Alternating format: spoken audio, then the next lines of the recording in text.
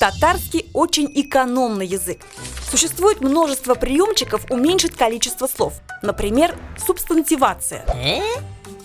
С помощью него прилагательные, причастия, местоимения и числительные превращаются в существительные. Например, «Сора конфетны ошап корадым, хазир кызылны олам». Мы не говорим «кызыл конфетная», потому что и так всем понятно, что ты сладкоежка и говоришь про конфеты. Вместо этого мы пропускаем слово «конфетное», дабы избежать повторения, а окончание винительного падежа «не» перекидываем к слову «кызыл». И вуаля, «кызылны» прилагательное превратилось в существительное в винительном падеже. Вместо двух слов одно. Баллы конфет яратмауши кешелер күп түгел. Яратмауши причастие к слову кешелер.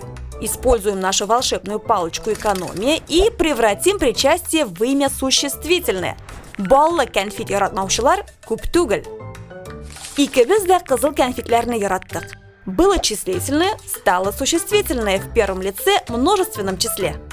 Вот такая языковая магия позволяет не тратить лишней энергии на разговоры. Лучше съесть ашпашма.